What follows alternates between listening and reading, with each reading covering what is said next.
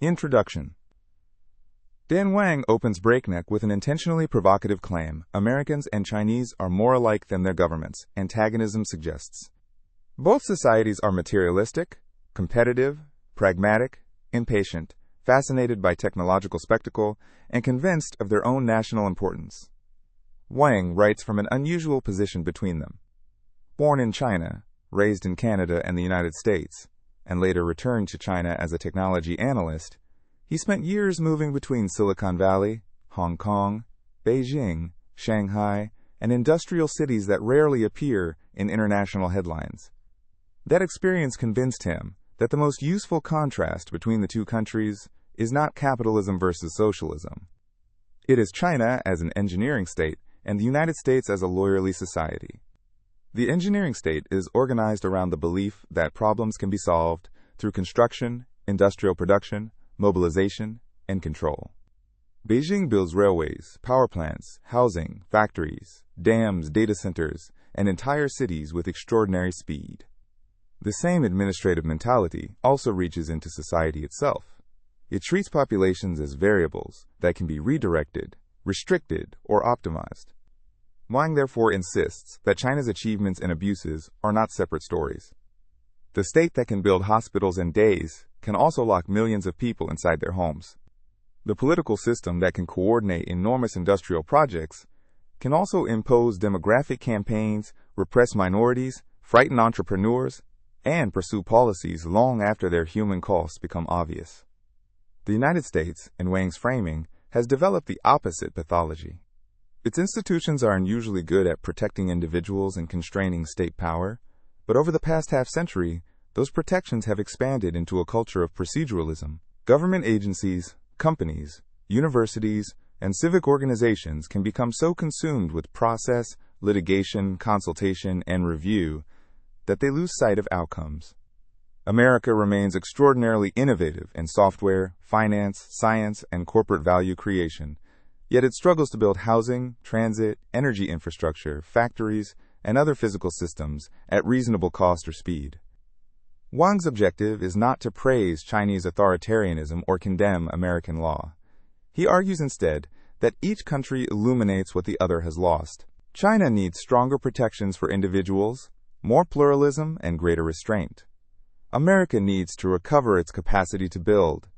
The stakes extend beyond living standards. As Washington and Beijing compete in technology and national security, the balance between physical production and institutional legitimacy may shape the 21st century. Chapter 1: Engineers versus Lawyers.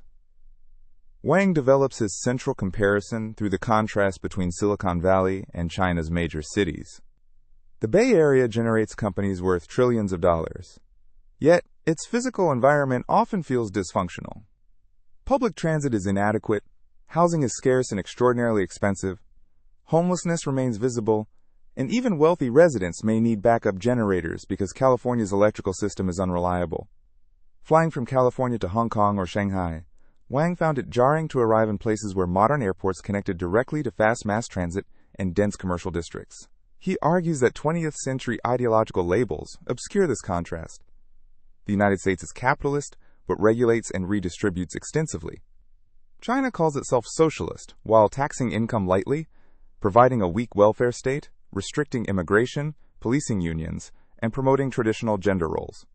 More revealing is the composition and instinct of governing elites. China's modern leadership has been filled with engineers. Deng Xiaoping deliberately promoted technically trained officials after the political chaos of Mao. By 2002, all 9 members of the Communist Party's top standing committee had engineering backgrounds. Xi Jinping studied chemical engineering, and in his 3rd term, he elevated officials with experience in aerospace, nuclear technology, and defense manufacturing. The results are visible everywhere. Since the beginning of the reform era, China has constructed highways on a scale exceeding the American interstate system, the world's largest high-speed rail network, enormous electricity systems, and manufacturing capacity that often accounts for between 1/3 and 1/2 of global output in major industrial products. Construction itself has become a source of political legitimacy. New bridges, subways, towers, and industrial parks are physical evidence that the country is moving forward. But engineers, in Wang's metaphor, are also social engineers. China's rulers have long attempted to reorganize people as readily as land and water. The Hukou household registration system restricts access to urban services for rural migrants. The state has imposed coercive controls on Tibetans and Uyghurs. Under the one-child policy, families were treated as demographic units to be optimized. Under zero COVID, individuals became transmission risks to be isolated, tested, tracked, or removed to quarantine. The engineering state maximizes state discretion while minimizing the independent rights of individuals. Wang illustrates the volatility this creates through a hypothetical comparison between people born in 1949 and 1959. Someone born with the People's Republic in 1949 could have experienced the Great Leap Forward famine as a child, the Cultural Revolution as a young adult, the one-child policy while forming a family, the Tiananmen crackdown through the next generation, and finally, zero COVID in old age. A person born only 10 years later could instead have entered adulthood after Mao's death, benefited from reopened universities, caught the great economic boom, and acquired urban property during privatization. Under an engineering state capable of abrupt campaigns, a decade of birth can separate catastrophe from extraordinary enrichment. The United States, by contrast, has become a lawyerly society. Lawyers dominate Congress, presidential politics, executive agencies, and elite institutions. Wang emphasizes that this was not always a weakness. By the 1960s, Americans had good reasons to distrust unconstrained builders. Factories polluted rivers and air. Highways destroyed neighborhoods. Government agencies tolerated discrimination. The Vietnam War shattered confidence in technocratic expertise. Lawyers, environmentalists, civil rights activists, and consumer advocates responded by creating new procedures, litigation rights, and judicial checks. These reforms constrained abuses that genuinely needed restraint. The problem, Wang argues, is that a necessary corrective became an operating philosophy. The lawyerly society increasingly elevates procedure over outcome. Agencies must perform studies, solicit comments, document alternatives, consult stakeholders, and survive litigation before even modest projects can move forward. Courts become arenas for resolving questions that other countries leave to elected governments or administrative bodies. Wealthy homeowners can use legal tools to block new housing or infrastructure, while poorer people bear the consequences through higher rents, weaker transit, and fewer public services. California's high-speed rail project becomes a symbol of the contrast. California voters approved funding in 2008, the same year China began construction of the Beijing-Shanghai high-speed line. China completed its roughly 800-mile route in a few years. California's first partial operating segment has been projected for the early 2030s. Wang's point is not that the United States should copy China's disregard for property rights or public input. It is that a system can become so focused on preventing mistakes that it also prevents accomplishment. The international implications are increasingly serious. America still has major advantages in population trends, software, universities, alliances, finance, and frontier research. But China's ability to manufacture at scale matters in strategic competition. Export controls, designed by American lawyers, can impede Chinese firms, but they can also push those firms to develop domestic alternatives. And if competition turns into military conflict, algorithms alone cannot substitute for ships, drones, batteries, missiles, and ammunition. Wang concludes that the deeper competition will be about governance. Which country can preserve its strengths without allowing its characteristic institutional pathology to overwhelm them? Chapter 2. Building Big. The second chapter follows Wang on a roughly 400-mile bicycle trip through Guizhou, one of China's poorest and most mountainous provinces, ending in the vast municipality of Chongqing. The journey gives physical form to the engineering state. Guizhou historically suffered from difficult terrain, isolation, and poverty. Yet the central government has blasted tunnels through mountains, built high-speed rail across gorges, constructed airports and expressways, established data centers, and placed major scientific projects in the province, including the enormous 500-meter aperture spherical telescope. Even unexpected manufacturing clusters appear in remote places. Wang and his companions ride through Zhenggan County and discover giant guitar decorations on street lamps. The county has become a major global producer of guitars after migrant workers who learned the trade in coastal factories returned inland. Local government built an industrial park to attract them. Wang uses the example to show how manufacturing ecosystems can spread through policy, migration, and accumulated skill even when planners' original ambitions differ from what ultimately works. The physical scale is difficult to separate from genuine improvements in daily life. Guizhou has dozens of the world's highest bridges, thousands of miles of expressways, airports, high-speed rail, and modern digital infrastructure, despite household incomes far below those of rich Western regions. Bridges can turn journeys of hours into minutes. Railways connect rural residents with labor markets in cities. Nationally, China built its first interprovincial expressway only in the early 1990s, yet within less than 2 decades, its highway network exceeded the American interstate system. It built another comparable length in roughly half that time. It simultaneously created dozens of subway systems, the world's dominant high-speed rail network, enormous ports, power plants, nuclear reactors, renewable energy installations, and housing for hundreds of millions of new urban residents. Wang stresses that this infrastructure was not merely cosmetic. It supported urbanization, raised worker productivity, relieved congested freight railways, linked industrial clusters, and helped make China the world's manufacturing center. A World Bank assessment of Chinese high-speed rail found that the system could be economically viable, while also providing benefits not captured directly by ticket revenue: faster travel, more business interaction, lower road congestion, fewer accidents, and lower emissions. China also built high-speed rail at substantially lower unit costs than Europe and especially California, helped by standardization and strong project management. This is what Wang means by socialism with Chinese characteristics. China performs relatively little direct redistribution through taxes and welfare. Most people pay no personal income tax, social spending is modest by rich country standards, and unemployment insurance is limited. Instead, the state directs capital into what it considers productive national assets. Marxist language combines with an older Chinese tradition of centralized public works. Deng Xiaoping defines socialism partly as the ability to concentrate resources to accomplish great tasks. 5-year plans continue to direct money toward rail, power transmission, hydropower, scientific facilities, space exploration, flood control, and industrial capacity. The weakness is that an apparatus rewarded for building does not know when to stop. Guizhou's bridges coexist with poor schools, weak health services, and a heavy debt burden. Some airports have few flights. Local governments borrow to create tourism zones, industrial parks, and prestige projects whose returns never materialize. Wang recounts the case of Li Ziyong, the party secretary of Lupanshui, who authorized a collection of tourism projects, including artificial ski facilities in a region with little snow and European-style developments that later attracted goats rather than tourists. The city accumulated roughly $21 billion in debt. Li was later condemned by party investigators and sentenced to death with a reprieve.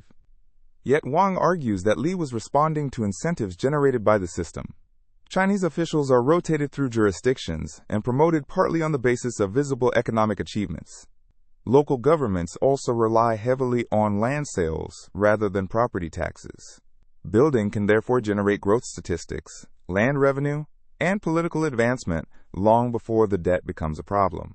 The same incentive structure has produced hollow business districts and overbuilt zones elsewhere, including Tianjin's attempt to create a financial district billed as China's Manhattan. China's industrial system exhibits similar overproduction. Local governments compete to host automobile companies and offer cheap financing, land, and subsidies. China has capacity to produce far more cars than its domestic market absorbs and depends increasingly on exports. Companies can survive repeated losses with government support, creating savage competition in which industries achieve global scale without necessarily delivering attractive returns to investors. Wang notes the striking disconnect between China's enormous economic growth and the mediocre long-run performance of its domestic stock market. Environmental and human costs accompany the construction. Dams flood ecosystems and displace communities.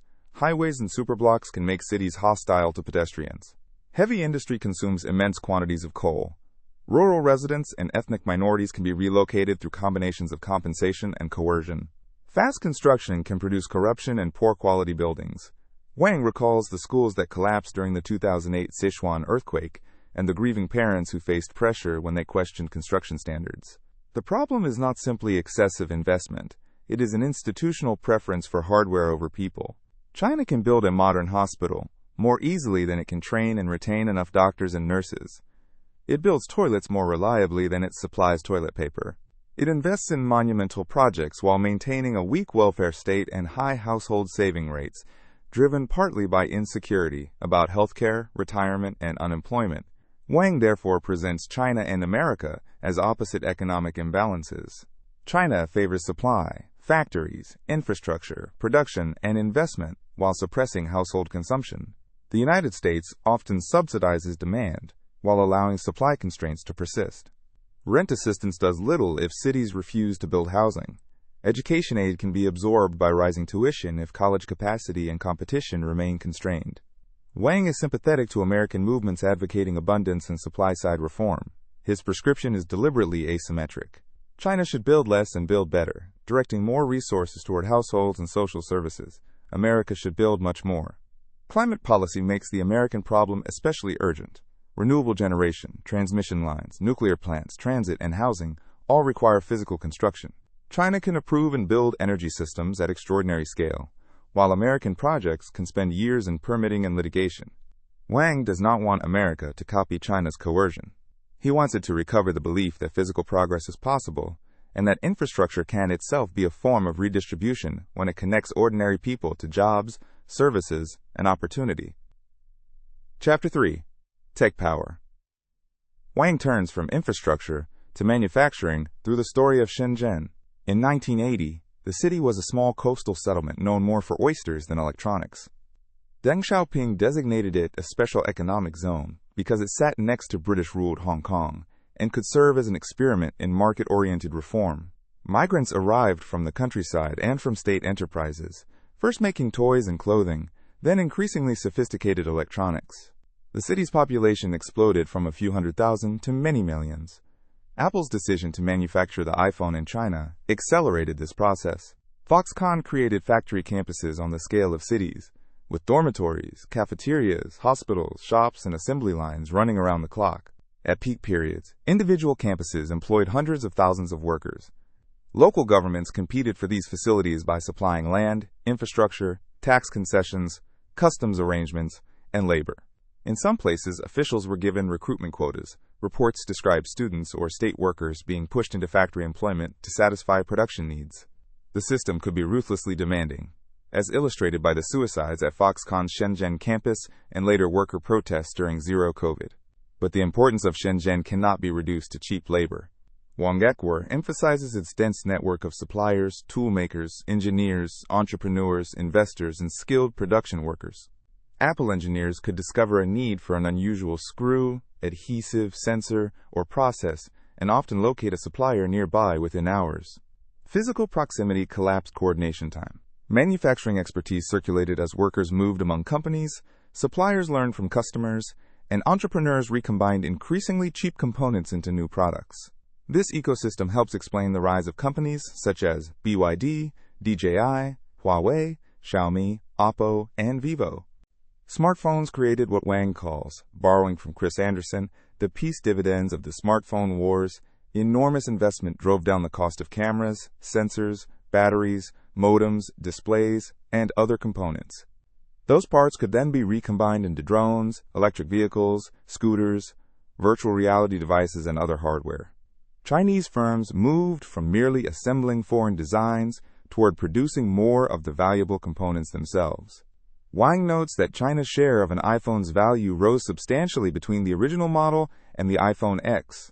He argues that Americans misunderstand technology by focusing too heavily on invention. Technology has at least three dimensions: tools, explicit instructions such as blueprints and patents, and process knowledge. The last is the hardest to transfer. A recipe does not make an inexperienced person a chef, and a blueprint does not recreate the accumulated knowledge of an advanced factory. Process knowledge lives in workers, routines, supplier relationships, troubleshooting habits, and communities of practice. Wang illustrates this idea through the East Grand Shrine in Japan, which has been rebuilt every 20 years for centuries. The buildings are intentionally perishable. Continuity resides in the craftspeople who know how to reconstruct them. The ritual ensures that each generation teaches the next. Modern technology is vastly more complex, making the preservation of tacit knowledge even more important. He cites the American government's experience with Fog Bank, a classified nuclear weapons material, whose manufacturing process had to be painfully relearned after knowledgeable workers retired. Silicon Valley once combined research, design, and manufacturing in a comparable ecosystem. Over decades, however, American companies moved much of production abroad. Manufacturing employment fell sharply after 2000. Wang does not claim China alone caused this decline, but he argues that offshoring weakened communities of engineering practice. When production disappears, the feedback loop between design and manufacturing disappears with it. America can still invent important technologies yet fail to scale them, allowing other countries to accumulate the industrial knowledge and follow-on innovations. Solar power illustrates the pattern. American science contributed important early breakthroughs, but Chinese firms came to dominate nearly every stage of the solar supply chain through relentless manufacturing improvement, scale, competition, and falling costs. China shows similar strength in batteries, electric vehicles, wind equipment, telecommunications infrastructure, and many machine tools. It remains weaker in areas such as leading-edge semiconductors, aircraft engines, and frontier pharmaceuticals, and Wang distinguishes manufacturing strength from original scientific discovery. Yet he expects China to continue closing many technological gaps because the state and industrial system devote enormous resources to doing so. Xi Jinping has made this industrial ambition explicit. He criticizes the virtual or fictitious economy and insists that China must maintain the real economy. Manufacturing accounts for a much larger share of Chinese output than in the United States, and Xi increasingly rejects the idea that even low-end industry should migrate abroad. Wang calls this completionism, the desire to preserve a comprehensive industrial chain rather than accept the logic of comparative advantage. China's officials boast that the country produces something in every industrial category tracked by the United Nations. The political culture supporting this ambition appears in what Wang calls the Industrial Party, a loose collection of nationalist writers who emphasize scientific and technological strength, industrial mobilization, and technocratic rule. Their writings often dismiss liberal constraints and sentimental objections. Some admire the hard strategic logic of Liu Xin's three-body problem trilogy, in which civilization survives only by subordinating itself to scientific and strategic necessity. Wang sees in this worldview an exaggerated version of the engineering state's instinct, national survival through technological strength. American policy has tried to slow China through tariffs, entity lists, semiconductor controls, and restrictions on advanced equipment. Wang supports pushing back against unfair Chinese practices such as subsidies, forced technology transfer, and cyber theft, but he doubts that restriction alone can preserve American leadership. Blocking American components can make U.S. suppliers unreliable and force Chinese firms to cultivate domestic alternatives. Knowledge diffuses through engineers and production networks. A strategy focused on choke points may therefore buy time without solving America's deeper problem. His preferred response is rebuilding American process knowledge. The United States cannot reproduce China's low wages or dormitory labor system, nor will it become the world's largest manufacturer again. But it can retain the capacity to scale strategically important technologies, train manufacturing workers, encourage supplier networks, and learn directly from foreign industrial leaders. Wang argues that there is more strategic value in being able to mass-produce a technology than in merely claiming credit for its invention. Chapter 4. One Child. The one-child policy is Wang's strongest indictment of the engineering state. He traces it not only to authoritarian politics, but to a particular form of technocratic overconfidence. Mao Zedong had generally treated population as strength. After his death, however, Deng Xiaoping and other leaders confronted a country approaching 1 billion people while trying to revive an economy devastated by Maoist planning. They feared that population growth would overwhelm modernization. The key figure in Wang's account is Song Jian, a missile scientist trained in cybernetics and control theory. Song had worked on military systems and enjoyed unusual political prestige. In the late 1970s, he encountered Western neo-Malthusian arguments about environmental limits and returned to China convinced that population should be treated as a controllable system. With colleagues and access to advanced computers, he projected that without strict controls, China's population could rise to several billion people. He also calculated a supposedly optimal population of roughly 700 million based on land, water, and economic resources. Wang argues that the models were deeply flawed. They extended fertility trends too mechanically, failed to incorporate the well-established tendency for fertility to fall with urbanization and rising education, and treated resources as fixed rather than responsive to technology and economic change. Yet Song's computer-generated graphs and mathematical authority overwhelmed social scientists and local officials who raised objections. In a political system eager to present modernization as scientific, the missile engineer's certainty was enormously influential. China adopted the one-child policy in 1980. What began as an exhortation became a vast coercive bureaucracy. Qian Jinzhong, a former military officer who led the family planning apparatus, described enforcement in the language of campaigns and shock brigades. Local officials were evaluated according to birth control targets. Medical teams carried out intrauterine device insertions, sterilizations, vasectomies, and abortions. In 1983 alone, Wang reports, China sterilized roughly 16 million women and carried out around 14 million abortions. The pressure on families ranged from repeated persuasion visits to fines, dismissal, detention, confiscation of property, demolition of homes, forced sterilization, and forced abortion. Rural families resisted most strongly because children, especially sons, remained important sources of labor and old age security. Officials nevertheless faced strong incentives to hit quotas. The result was a policy that converted intimate family choices into an administrative target. The social consequences accumulated. Families resorted to sex-selective abortion, abandonment, and in some cases female infanticide, producing tens of millions more men than women. International adoption expanded, overwhelmingly involving girls. Wang recounts cases in which local authorities allegedly seized children treated as unauthorized and placed them in orphanages, creating suspicions that adoption fees had become a revenue source. The policy's violence continued into the social media era, when the case of Feng Jianmei, forced into a late-term abortion in 2012 after failing to pay a fine, generated public outrage after photographs circulated online. The bureaucracy itself became an obstacle to repeal. Hundreds of thousands of formal employees, millions of local enforcers, and substantial fine revenue depended on the system. The policy was not fully abandoned until 2015, after census evidence made the demographic collapse undeniable. Over its lifetime, official figures recorded hundreds of millions of abortions and more than 100 million female sterilizations. Wang argues that the deepest irony is that China did not need coercion on this scale to lower fertility.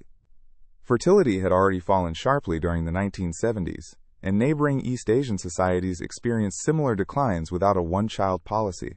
Economic growth, education, urbanization, and changing family preferences proved to be powerful contraceptives. China's pre-reform shortages had been caused largely by the failures of the planned economy. Yet the Communist Party treated people rather than institutions as the problem. Now the state confronts the reverse crisis. China's population has begun to decline, births have fallen sharply, marriages are down, and the fertility rate is around one child per woman. The country is aging before reaching the income levels Japan had achieved when its population began declining. Beijing first allowed 2 children and then 3, but births did not recover. Under Xi Jinping, population engineering has shifted from preventing births to promoting them. State rhetoric increasingly emphasizes women's roles as wives and mothers. The top Politburo no longer contains even the token female representation maintained under previous leaders. State media stigmatizes unmarried women, while officials experiment with subsidies, propaganda, restrictions on reproductive choices, and even intrusive calls to women asking about pregnancy plans. Vasectomies have become harder to obtain in some places. The irony, Wang writes, is that coercion works much better at stopping births than creating them. A generation raised to see one child as normal cannot simply be instructed to reverse its preferences. The one-child policy therefore stands as a warning against placing scientific authority above ethics and political contestation. It shows what happens when officials view society as a system of variables and citizens as aggregates rather than people with rights. Chapter 5. Zero COVID. China's pandemic response repeats the same pattern on a compressed timeline: impressive early performance, growing rigidity, and finally an abrupt collapse. Wang lived in China through the entire zero-COVID period. In 2020, after the virus spread from Wuhan, the country's ability to suppress transmission allowed daily life to return toward normal, while much of the world remained restricted. Wang moved from Beijing to Shanghai, went to restaurants and cinemas, traveled domestically, met the woman who would become his wife, and watched friends abroad endure repeated waves of disease. The cost of this success was an expanding infrastructure of control. People displayed digital health codes to enter offices, restaurants, transit, and shops. A green code meant normal movement, while yellow or red could trigger restrictions or quarantine. International arrivals spent weeks in designated hotels. Positive cases were removed from their homes and placed in centralized facilities. The system seemed tolerable while it delivered a visible benefit: very low transmission. Omicron changed the equation. The highly transmissible variant reached Shanghai in early 2022. City officials initially insisted that a broad lockdown was unnecessary, and that Shanghai was too economically important to close. Days later, they announced what was supposed to be a short, divided shutdown. Instead, roughly 25 million residents were confined for about 2 months. The city was not prepared. Supply chains collapsed, households struggled to obtain food, and government deliveries were inconsistent. Residents organized bulk purchases through WeChat groups and relied on neighbors to distribute supplies. Wang describes people effectively working a second job, simply trying to obtain vegetables, medicine, and other necessities.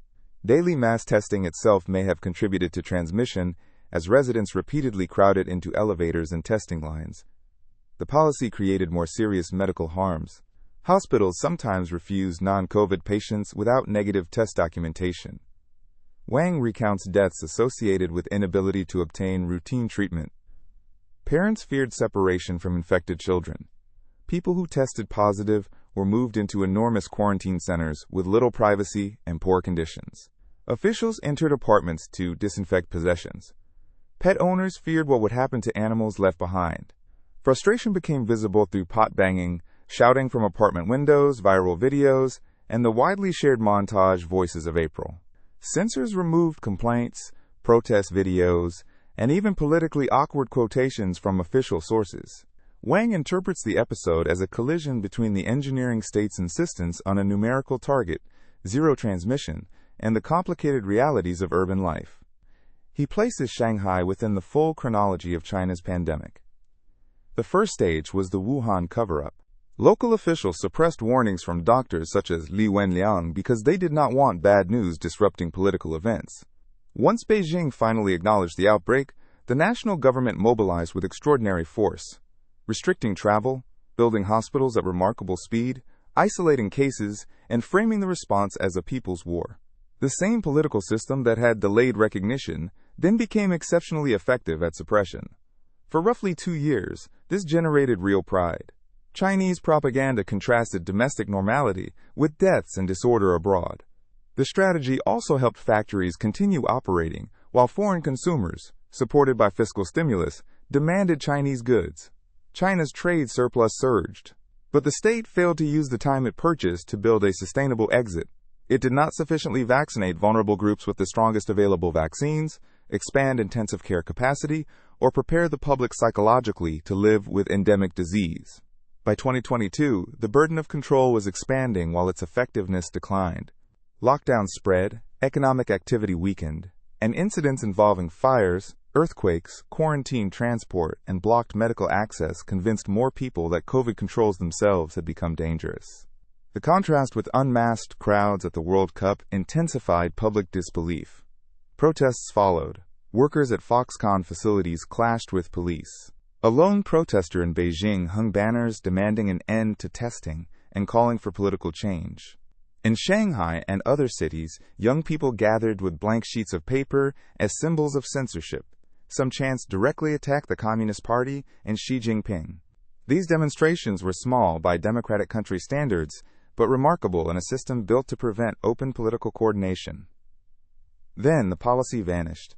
In late 2022, after Xi secured a third term and as infections spread in Beijing, local governments loosened enforcement, and the central government abruptly abandoned dynamic zero COVID. The reversal came without adequate preparation.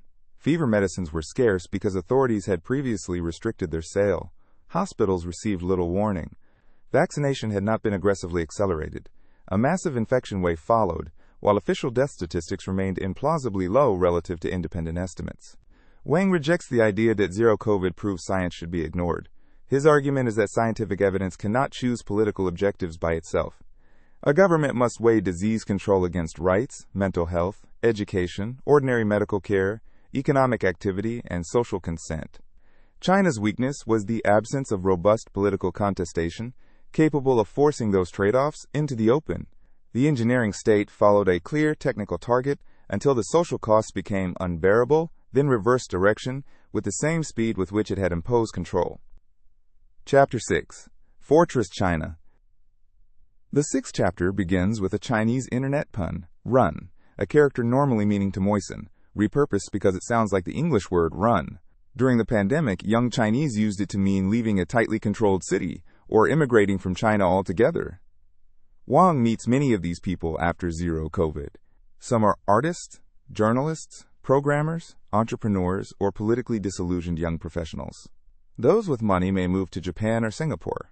Freer spirits gather in places such as Chiang Mai, Thailand, where visas are easy, political controls are lighter, and communities of Chinese émigrés have created bookstores and cultural spaces carrying works unavailable on the mainland. Their decisions reflect more than the pandemic. Many grew up during decades when China was opening economically and seemed likely to become more socially liberal and internationally integrated. Under Xi Jinping, those expectations narrowed. Censorship intensified, political dissent became riskier, digital companies lost jobs and value during regulatory campaigns, and zero COVID demonstrated that even affluent urban residents could suddenly be subjected to intrusive state power. Wealthy families began diversifying their lives abroad, while poorer migrants increasingly attempted difficult routes into the United States. Wang himself eventually left Shanghai for Yale, even though he continued to prefer many aspects of Chinese urban life to American cities. This outflow leads him to reconsider the optimism he once felt about an Asian century dominated by China. He no longer expects China to replace the United States as the world's preeminent power. The reason is not that China has lost all dynamism. It is that the Communist Party distrusts its own people and repeatedly damages the entrepreneurship, creativity, and confidence on which broader national power depends. Xi's assault on digital technology companies is the clearest economic example. China once appeared capable of challenging Silicon Valley directly in e-commerce, social media, fintech, online education, and ride-hailing. Alibaba, Tencent, ByteDance, Didi, Ant, and other firms grew rapidly during a period of relatively loose regulation. Then, beginning around 2020, Beijing launched a broad regulatory storm.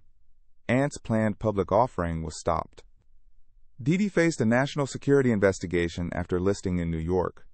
Online education was stripped of its ability to operate for profit. Video game access for minors was sharply restricted. Antitrust, data, securities, education, and propaganda authorities all imposed new rules. Many individual regulations had plausible justifications. Digital platforms did accumulate too much power, mishandle data, encourage financial risk, or create social harms. Wang's criticism is directed at the speed, scope, and political purpose of the intervention. Beijing did not simply regulate firms. It reminded entrepreneurs that no private institution could become an autonomous center of economic or cultural power. Over a short period, roughly $1 trillion of market value disappeared, venture investment fell, founders became cautious, and China produced fewer high-value startups. Wang describes Xi as being perhaps 60% correct on many problems, while choosing solutions so forceful that they worsen the original condition. Property developers did take on too much debt, but a hard crackdown helped collapse homebuyer confidence. Corruption was serious, but relentless disciplinary campaigns made bureaucrats afraid to act. Big technology companies had genuine problems, but beating them into submission damaged entrepreneurship. China repeatedly resembles a firefighting team extinguishing fires that the state itself helped ignite. Yet the same government is accelerating its support for hard technology. Xi's third-term leadership includes figures from aerospace, nuclear engineering, and defense manufacturing. Beijing increasingly speaks of extreme scenarios, self-reliance, and the need for the national economy to function under conditions of external pressure. Wang interprets this as the construction of Fortress China, a state trying to reduce dependence on the West while preserving industrial strength in anticipation of deeper geopolitical conflict. China's technological trajectory, therefore, contains a central contradiction. Rich and creative people may leave, consumer confidence may weaken, and politics may become more repressive, while manufacturing continues to improve. China still has around 100 million manufacturing workers, dense industrial ecosystems, and an expanding pool of scientists and engineers. The number of people required for advanced technological sectors is only a fraction of the total population. Even with demographic decline, the country can sustain large technical workforces and graduate enormous numbers of STEM researchers. American policy has inadvertently reinforced this push towards self-reliance. The Trump administration imposed tariffs and restrictions on Huawei, DJI, SMIC, and other Chinese companies. The Biden administration broadened semiconductor export controls. Wang does not deny that Washington has legitimate security concerns, but he argues that restrictions also change Chinese incentives. Firms that once preferred superior American components suddenly had strong reasons to test domestic substitutes. Chinese scientists faced more scrutiny in the United States, while Beijing offered generous research support to encourage their return. In Wang's formulation, America may have created China's Sputnik moment. He rejects the simple claim that authoritarianism makes serious science impossible. Political repression is devastating for the humanities, social criticism, and cultural expression. But history includes authoritarian states that produced important advances in physics, chemistry, aerospace, and weapons. Scientific research requires money, institutions, equipment, and skilled people as well as intellectual openness. China can provide the first four on an enormous scale. Wang imagines a possible future in which China resembles a far more successful East Germany, politically restrictive yet technologically capable, perhaps lagging at the very frontier of a few industries, while remaining highly competitive across most advanced manufacturing. The cost of control appears elsewhere. China has weak global cultural influence relative to Japan, South Korea, or the United States. Censorship discourages filmmakers, comedians, writers, and artists from producing work with unpredictable political meaning. The government says China should become more lovable, yet it crushes precisely the irreverence and experimentation that make culture attractive abroad. Similarly, strict capital controls protect domestic financial stability, but limit the renminbi's ability to become a truly global currency. Wang therefore sees manufacturing as China's strongest route to power. Industrial capacity is increasingly dual use. Drones, batteries, sensors, ships, electronics, and machine tools all have military relevance. He cites enormous disparities in shipbuilding and munitions capacity between China and the United States. A future war would not be won by software or artificial intelligence alone. Physical systems have to be manufactured in quantity, repaired, supplied, and replaced. China's share of global industrial capacity may continue rising, while the United States and its allies risk discovering that technological sophistication cannot compensate for insufficient production. The engineering state nevertheless remains self-limiting. Its obsession with security can push talented citizens and foreign partners away. Its legal system offers little independent protection against political decisions. Xi promotes rule by law rather than rule of law. Statutes are plentiful, but the Communist Party remains above meaningful judicial challenge. Wang ends the chapter by arguing that what China truly needs from the lawyerly society is not more regulations. It needs the ability of individuals to say no to the state's designs on their bodies, speech, property, and minds. Chapter 7. Learning to Love Engineers. The final chapter returns to Wang's family. His parents emigrated from Yunnan around the turn of the century after weighing two uncertain futures. Their own families had experienced the arbitrary reversals of modern Chinese history. One grandfather came from a once wealthy merchant family ruined by political change. A grandmother had family ties to Chiang Kai-shek's nationalist government and was separated from her children during the Cultural Revolution.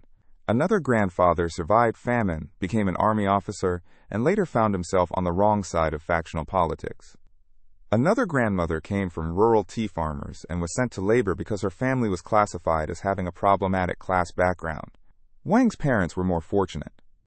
Born in 1959, they reached adulthood after Mao's death, attended university, and experienced the loosening of the planned economy. His father studied computer science and his mother thermal engineering. Yet after the Tiananmen crackdown and a period of political and economic uncertainty, they chose to leave China for Canada and later the United States. The move imposed large costs. Their credentials did not transfer smoothly. Wang's mother, once a radio and television journalist, worked as a janitor, garment worker, and massage therapist. His father had to retrain in computer science. The family lived with financial insecurity for years. Looking back, his parents sometimes wonder whether they left at exactly the wrong moment, just before China's great boom accelerated. Friends who remained in China acquired homes, benefited from construction and exports, and often became wealthier than Wang's parents. But those same friends also envy what Wang's family gained: insulation from Beijing's political swings. Middle-class life in China can be materially rich, yet psychologically precarious. Businesses can be affected by regulatory campaigns, property values can swing with policy, censorship limits expression, and disasters such as zero COVID can abruptly overturn ordinary life. Wang's own opportunities as a writer were made possible by growing up in a society that tolerated independent inquiry. His family's experience therefore prevents any simple claim that either country offers an obviously superior life. Wang imagines a synthesis through the Brooklyn neighborhood of Sunset Park. Dense, mixed, immigrant, walkable, connected by transit, and culturally alive. It represents qualities his parents missed from China, without the political intrusions that drove them away. Its history also leads Wang to reconsider one of America's most famous builders, Robert Moses. Moses built highways, bridges, parks, pools, and other infrastructure at extraordinary speed, often with arrogance, prejudice, and contempt for residents displaced by his projects. Robert Caro's The Power Broker became a classic indictment of his methods and helped shape a generation's distrust of technocratic builders. Wang accepts much of the indictment. Moses needed restraint, and critics such as Jane Jacobs were right to stop some of his plans. But he argues that Americans have turned a justified reaction against abusive construction into a generalized fear of building. New York still relies heavily on infrastructure created during the era it now condemns. Wang pairs Moses with Admiral Hyman Rickover, the engineer who created the American nuclear navy. Rickover represents another tradition: ambitious public servants who use government to accomplish difficult technical tasks over decades. The Manhattan Project, interstate highways, the Apollo program, major bridges, nuclear submarines, and other achievements show that the United States once had its own engineering state without abandoning democracy. The modern American problem comes from both political camps.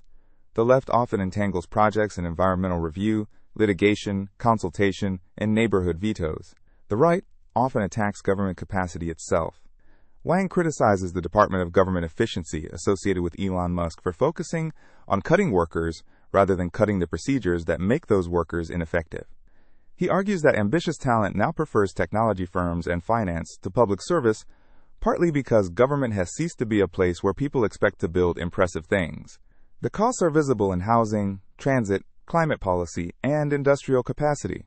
In prosperous American cities, the inability to build enough homes pushes prices upward and excludes people from opportunity. New York can spend multiples of what European cities spend per kilometer of subway. Federal programs can allocate billions for broadband or electric vehicle charging while delivering little physical infrastructure years later. Climate policy is especially vulnerable because decarbonization requires transmission lines, renewable generation, nuclear power, housing, and transportation systems to be built at enormous scale. Wang does not propose adopting China's coercive methods. The United States can learn from democratic countries such as Spain, Germany, and Japan, which often balance consultation with more effective construction. His institutional recommendation is modest in principle, but radical in implication. Reduce the dominance of lawyers and procedural thinking by giving engineers, economists, builders, and other practical disciplines more influence. American pluralism should apply to governing elites as well as society. He also wants Americans to recover an older sense of national development. China still officially calls itself a developing country, even as it approaches high-income status. Wang likes the word developing because it implies that the national project is unfinished. By contrast, developed can sound like a declaration that the important work is already done.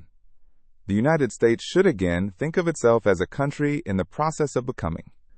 The historical analogy is the American Gilded Age. Like contemporary China, the late 19th century United States grew rapidly, built at enormous scale, copied and adapted foreign technologies, tolerated corruption and speculation, and gradually emerged as a great power. Then it reformed itself. progressive institutions, improved administration, and restrained abuses without eliminating the country's appetite for growth and technological ambition. Wang believes China faces a harder path. The Communist Party is too committed to concentrated political control to embrace genuine pluralism or durable individual rights.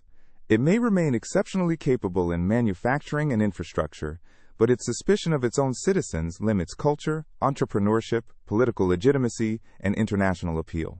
China's leaders risk treating every social challenge as an engineering problem, and thereby making the country less attractive to the creative people it needs.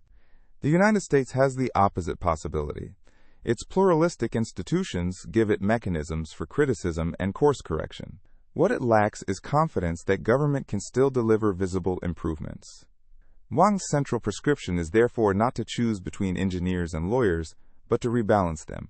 America should retain legal restraint while recovering state capacity, manufacturing know-how, abundant housing, modern infrastructure, and a willingness to complete difficult projects. Breakneck closes with a contest broader than China versus the United States. It is a contest between two incomplete models of governance. China demonstrates what concentrated state capacity can accomplish, and what it can destroy when individuals lack protection. America demonstrates the value of rights and pluralism, but also how procedural safeguards can harden into paralysis. Wang's hope is that each society can learn from the other before strategic rivalry turns destructive.